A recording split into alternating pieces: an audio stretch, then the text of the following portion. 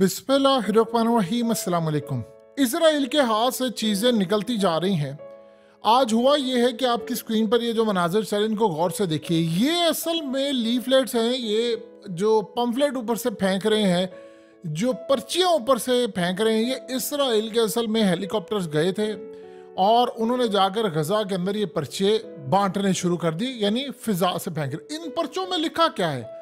इसमें WhatsApp number दिया गया, लोकल नंबर दिया गया, टेलीग्राम है और चीज़ें हैं, यानी वो नंबर्स लिखे हुए थे, इसको ब्लर किया गया है।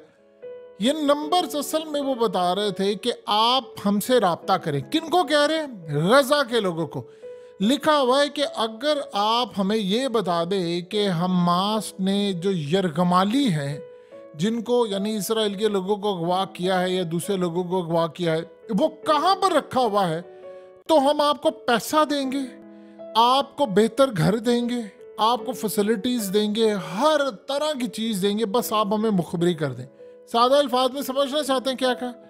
सादा अल्फाज में गजा के लोगों को कहा है कि आप हमास के खिलाफ बगावत कर दें, हमास के खिलाफ जाकर आप यानी हमारे साथ वो काम कर दें जो हमेशा से किया जाता है, इन लोगों के खिलाफ गद्दारी कर दें, इन लोगों के खिलाफ खड़े हो जाएं, आप हमें अंदर की खबर दे दें, हम आपको पैसा देंगे। हो सकता है हम आपको अमेरिका सेटल करवा दें, हो सकता है हम आपको कहीं कर दें, आपको पैसा, घर, जो चीज़ें कहेंगे देंगे, आप सिर्फ ये काम कर दें और वरना आपके लिए बड़ा मसला होगा।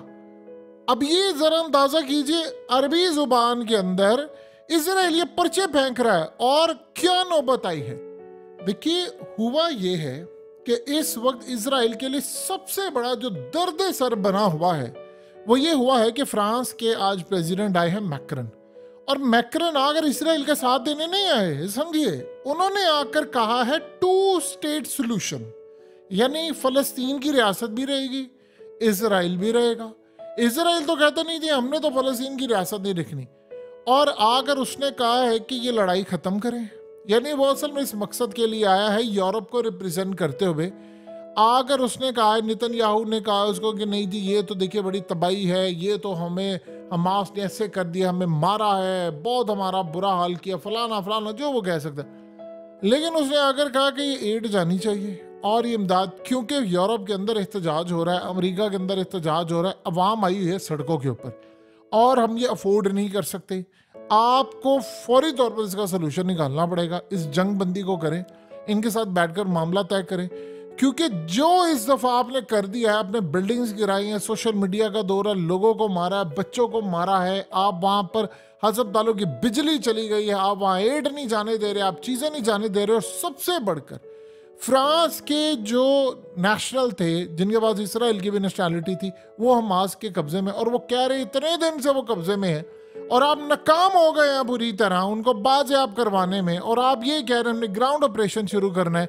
उधर आप ग्राउंड ऑपरेशन शुरू करेंगे तो हो सकता है वो जो कैदी हैं वो भी मारे जाएं, और ये भी पॉसिबिलिटी है कि हो सकता है कि सारे तबाह हो जाएं और वहाँ पर हमारे बंदे मारे जाएं, हमें सामना है, क्योंकि पूरे मुल्क में नहीं पूरी दुनिया में आपके खिलाफ एहतजाज हो रहा है। आपने बच्चों को मारा है, आपने बूढ़ों को मारा है, आपने मिसाइल मारे हैं, बिल्डिंग्स तबाह किया, आपने न जाने क्या कुछ किया है, तो आपने ये काम नहीं करना। अब सीन कुछ इस तरह से सामने आया है कि इस वक्त जो हालात पैदा हो गए हैं, इसराइल इस वक्त इतनी बुरी तरह शेक हो रहा है, उनके आर्मी चीफ के नेतन्याहू के साथ इख्तलाफात हैं।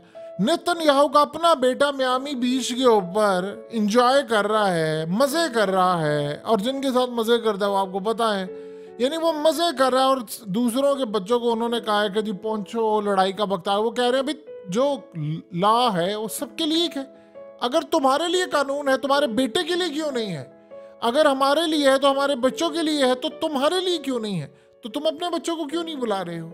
और हमें मरने के लिए तुम्हें आगे रखा हुआ है। यही वजह है कि सबसे बड़ा प्रॉब्लम आप ये देखें कि कह रहे आज हमने 48 घंटे, 5 घंटे, 6 घंटे, 24 घंटे हम ऑपरेशन इन्होंने करना है, लेकिन जो रिएक्शन अब दुनिया का आ रहा है वो इनसे बर्दाश्त नहीं हो रहा। क्योंकि आप ये देखें कि ईरान की बैग के ऊपर इस वक्त रशिया ने पूरी सपोर्ट दे दी है उनको, चाइना ने उनकी सपोर्ट कर दी है, और इस सूरत हाल में अब यूरोप देखें, यूरोप का ऑलरेडी मसला पड़ा हुआ है, वो लोग यूक्रेन की जंग का बोझ बुरी तरह उठाकर तबाह हो गए। वहां पर अवाम शदीद गुस्से में है क्योंकि उनको पेट्रोल महंगा मिल रहा है, महंगाई ज़्यादा हो गई है, उनकी इंडस्ट्री ठप है, गैस उनको नहीं मिल रही, सर्दियाँ आने वाली है, हालात उनके वहाँ पर ख़राब है और वो कह रहे हैं कि आप एक और जंग में कूद रहे हैं। उधर से वो कह रहे हैं कि आप बचाने में कामयाब नहीं हुए।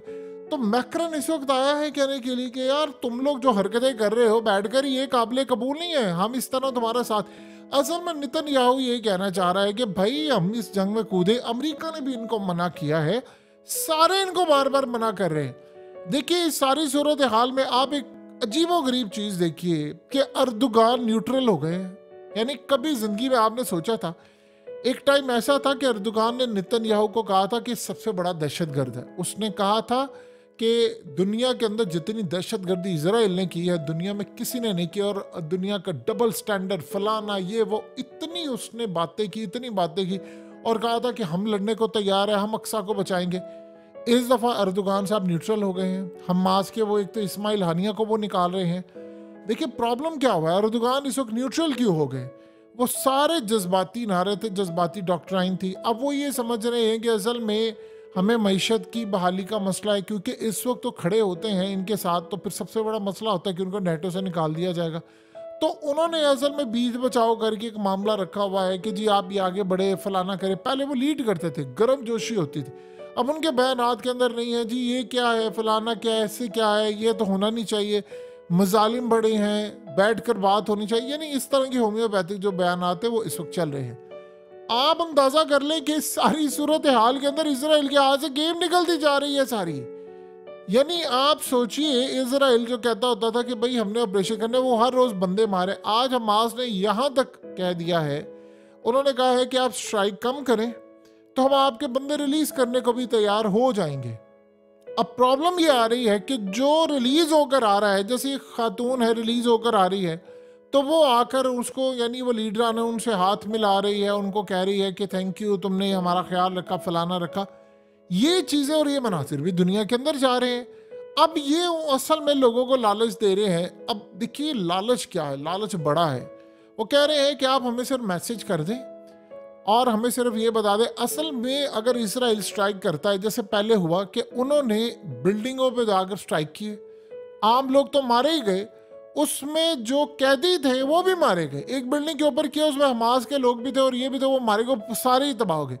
अब वो असल में यही काम कर रहे हैं कि आपने हम पर हमला करना है, फलाना करना है, जो यानी आप अंदाज़ा कीजिए इनके लिए सूरत हाल कितनी ज़्यादा तबाहकुन है, कितनी ज़्यादा मुसीबत वाली है कि इनको समझ ही नहीं आ पा रही कि क्या करना है। उधर से आप देखिए कि कतर ने कहा है कि इनफ इज़ इनफ, बहुत हो गया जितना हो गया, अब इसराइल को हम मजीद इजाज़त नहीं देंगे कि वहाँ पर लोगों को मारे, क्योंकि इसराइल इस दफ़ा ये काम कर रहा है।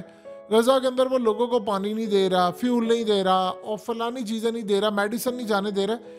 ये पहले कभी भी नहीं हुआ। माजी के अंदर अर्दोगान ने ये इल्ज़ाम लगाया था कि असल में जो इजिप्ट है यानी मिस्र है, वो भी सारे खेल में इसराइल का पार्टनर बना हुआ है, लेकिन आज सारे चुप हैं।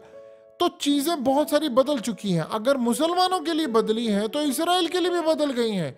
इसराइल का मसला इस वक्त ये आया है कि आप ईरान को देखिए, उन्होंने क्या बात की है। ईरान ने कहा है कि हमने इसराइल का इंफ्रास्ट्रक्चर बिल्डिंग्स तबाह नहीं की। यानी ये उन्होंने एक बड़ी धमकी दी। उन्होंने कहा कि हमने इसराइल की बिल्डिंग्स, इसराइल के बीचेस, फलाना ये वो, अभी हमने इनको मारा नहीं है, मिसाइल तबाह नहीं किया, क्योंकि फ़लस्तीनियों ने बाद में वो जाकर वहाँ पर रहना है। जब हमने इसराइल को फतह करना है और फ़लस्तीन को आज़ाद करना है तो फ़लस्तीनियों को हम लाकर वहाँ पर बसाएंगे, इसीलिए हमने उनकी बिल्डिंग तबाह नहीं की। ये बात उन्होंने कही। और इसका क्या मतलब है? इसका मतलब है कि उन्होंने ये कहा है कि हम आपको मार सकते हैं, बड़ी तबाही कर सकते हैं, नहीं करेंगे अभी, क्योंकि हम चाह रहे हैं कि लड़ाई जब होगी तो हम आपको बताएंगे। हिजबुल्लाह के बारे में आप ये देखिए कि इजराइल के प्रेसिडेंट ने ये बात कह दी है। उन्होंने कहा जी हम लड़ाई नहीं करना चाहते इनसे, यानी पहले उनका मामला और था, अब वो कुछ और कह रहे हैं।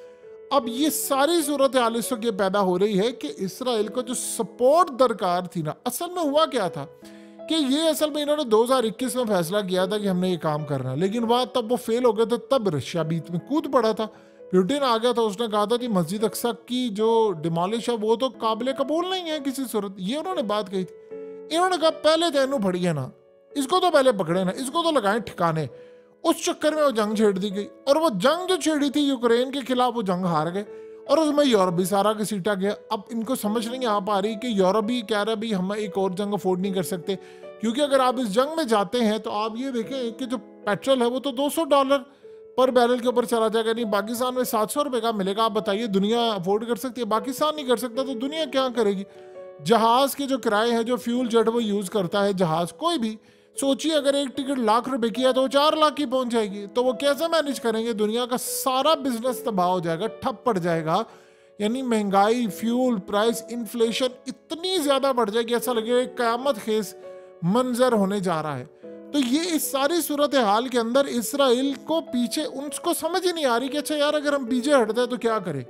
वो असल में चाह रहे हैं कि हम किसी तरह मारे, इन ग्राउंड ऑपरेशन करें। प्रॉब्लम ये है कि उनको समझ, इसलिए वो पत्ते अपने फेंक रहे हैं, वहां से बर्चियां फेंक रहे हैं कि आप हमें सिर्फ गद्दारी कर दें इनके खिलाफ, मीर सादिक, मीर जाफर की तरह, जिस तरह उन्होंने की थी जब अंग्रेज आए थे तो इंडिया के अंदर ये मामला हुआ था। तो उन्होंने कहा आप भी कर दें, हम आपको पैसा दे देंगे, बहुत ज्यादा पैसा देंगे, बहुत चीजें देंगे, बहुत कुछ देंगे, लेकिन आप सिर्फ ये काम कीजिए कि आप सिर्फ हमें मुखबरी कर दें। अब आप देखिए इतनी बड़ी तादाद के अंदर आ रहे हैं, लेकिन वो असल में लोगों को ये कह रहे हैं कि आप लोग अगर करेंगे तो हम इनसे आपको बचा कर ले जाएंगे। ये असल में बहुत बड़ा ट्रैप है। ये वहाँ के लोग समझते हैं। फ़लस्तीनियों का मसला ये है कि वो बड़े अपने लैंड को समझते ही उन्हीं का है, और ये है, मुसलमान नहीं समझते। ये बात समझ लें। आपने किरदार देख लिया इस दफ़ा मुसलमानों का कि मुसलमान ये बात समझते नहीं। वो ये समझते ठीक है यार गजा के अंदर हो रहा है, हमें तो नहीं ना कोई मारा, सानू तो नहीं ना कोई कुछ कह रहा है, असी तो जिंदा है गया। तो ये असल में इस सारी सूरत हाल के अंदर जो चीज़ें आ रही हैं, जो मामला आ रहे हैं, वो तो बड़े ही अजीबो गरीब हैं, यानी उनका अंदाज़ा भी नहीं हम लगा सकते। इस सारी सूरत हाल के अंदर जो इजराइल में इस पोजीशन है वो बड़ी ही अजीबो गरीब है। उनको समझ ही नहीं आ पा रही कि हम इसको मैनेज कैसे करें। अगर हम इसको किसी और रुख में लेकर जाते हैं तो हमारे लिए तबाही है। अगर हम लोग नाकाम हो रहे हैं तो दुनिया हमारे खिलाफ हो रही है, तो हम किधर जाएंगे? यानी ये वो सिचुएशन है जिसमें उनकी फौज की लड़ाई है, मिलिट्री की लड़ाई नेतन्याहू से पैदा हुई है, आपस में इनकी लड़ाइयाँ चल रही हैं। आप सोचिए जरा, ग्राउंड ऑपरेशन इन्होंने किया, स्टार्ट अभी किया, सिर्फ एक रेड शेड वाला मामला था, उसमें इनके टैंक चले गए। असल में ग्राउंड पर हमास ने बहुत ज्यादा, यानी 2 साल तक की लड़ाई का सामान रखा हुआ है। ये आप समझ लीजिए, उनके पास बहुत सारी चीजें, और वो लड़ने बनने को तैयार है। देखिए जब लड़ाई होती है, चाहे कोई हक पर हो और ना हो, अमेरिका की जो लड़ाई हुई थी उन्होंने मारे ज्यादा अफगानी, लेकिन जंग वो हार गए। इसी तरह आपका दोनों का नुकसान होता है। इंडिया पाकिस्तान की जब लड़ाई होगी तो आप देखिएगा उनका भी नुकसान होगा, हमारा भी नुकसान होगा, क्योंकि जंग में ये नहीं होता कि वन साइडेड चीज हो जाए। हाँ, एंड के ऊपर जीतेगा कौन ये एक अलग बात है, लेकिन नुकसान होता है दोनों का। अब इसराइल ये कहता है कि हमने अपना नुकसान नहीं करना, क्योंकि जब ये जंग होगी तो फिर वहां से मिसाइलों की बारिश होगी और वो इस दफा सीधा इसराइल के ऊपर गिरेंगे।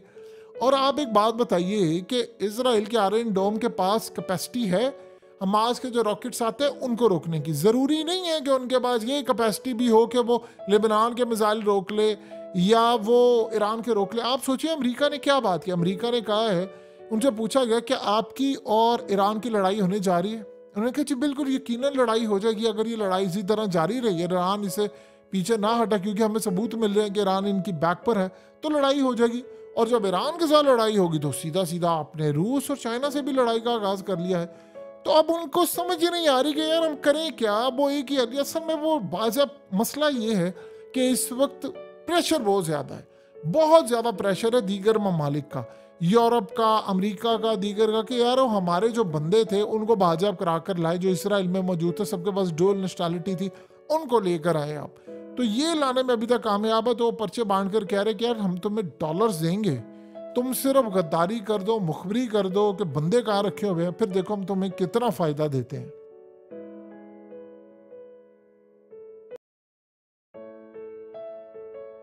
हकीकत टीवी को सब्सक्राइब करना मत भूलें, वीडियो को लाइक करें, शेयर करें और कमेंट सेक्शन में अपनी राय का इजहार जरूर करें।